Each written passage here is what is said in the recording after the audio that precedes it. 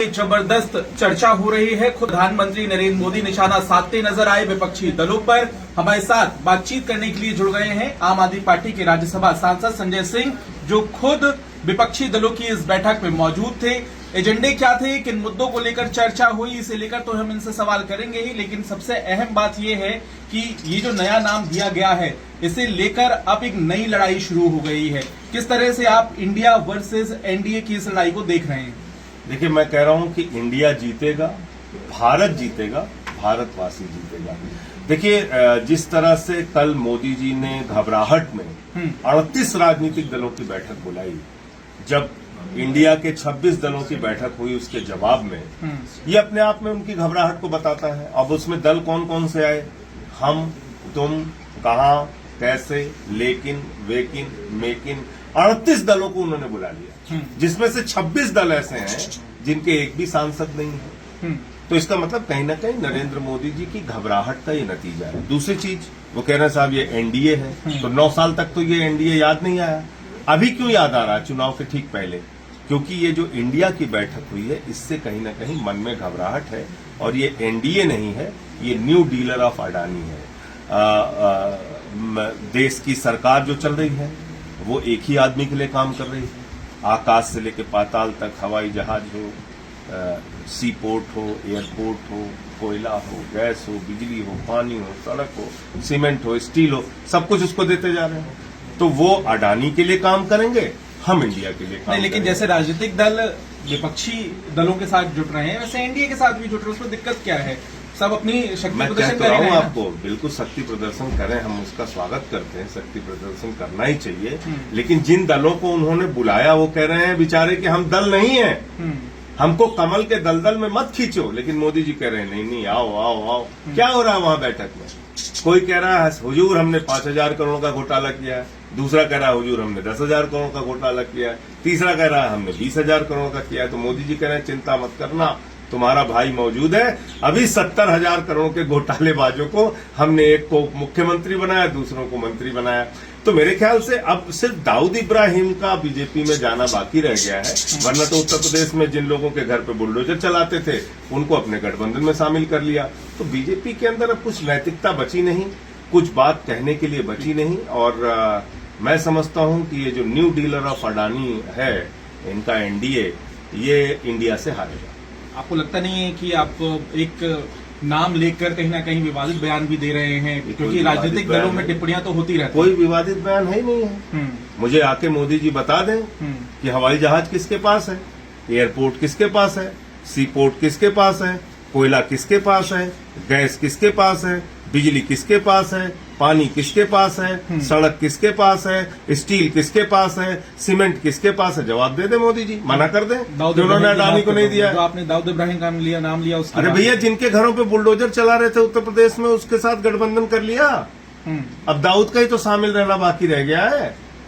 जिन लोगों पे UAPA, NSA, पता नहीं कौन कौन सी धाराएं लगा रहे थे, जिनके संबंध इकबाल मिर्ची और दाऊद इब्राहिम किससे किससे बता रहे थे, सबको तो अपने साथ लेके आए भैया। अब क्या बचा है?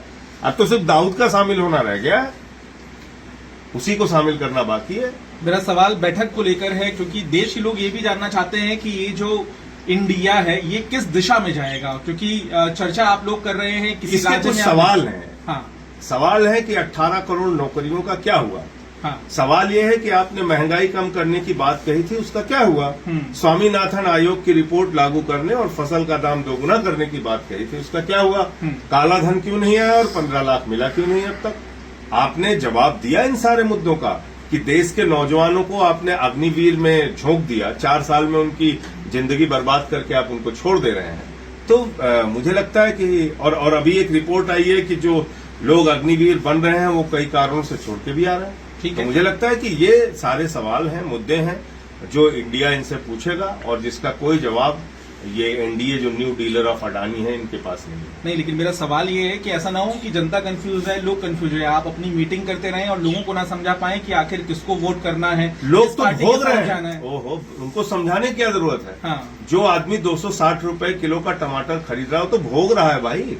जो नौजवान बेरोजगारी के कारण आत्महत्या करने के लिए मजबूर है वो भोग रहा है। जिस किसान को फसल का दाम दोगुना नहीं मिल रहा है, लाठी मिल रही है, वो भोग रहा है। इसको बताने की समझाने की जरूरत कम है, मैं समझता हूँ। ठीक है। इस देश ने 9 साल में भोगा है वो सारी दुख, वो सारी पीड़ा। बैठक के बाद एक चर्चा और हो पड़ी है कि ये जो नाम दिया गया है इंडिया, ये नाम जो है वो कैसे आया सामने, बैठक में कैसे चर्चा हुई, किसने प्रस्ताव रखा, चर्चा हुई या नहीं हुई, और इसे लेकर एक सवाल और है मैं आगे पूछूंगा, लेकिन बैठक में क्या हुआ इस नाम को लेकर वो थोड़ा बता दीजिए। मैं आपसे यही कह रहा हूँ कि नाम अच्छा है ना, इंडिया का नाम है, अच्छा नाम है, सब लोग स्वागत कीजिए। बैठक में स्वागत हुआ, सभी ने किया, सबने किया स्वागत। लेकिन चर्चा ये आ रही है, खबर ये आ रही है कि नीतीश कुमार नाराज हो गए हैं, और ये बात भी सामने आ रही है तो किसने बताया आपको?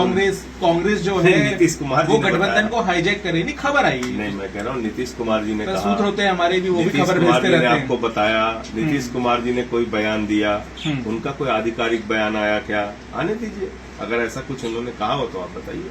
तो सकारात्मक रूप से देख रहे हैं आप इस गठबंधन को? निश्चित रूप से सकारात्मक रूप से देख रहे हैं, और मोदी जी के घबराहट के रूप में भी देख रहे हैं कि इस गठबंधन से मोदी जी कितना घबराए हुए हैं।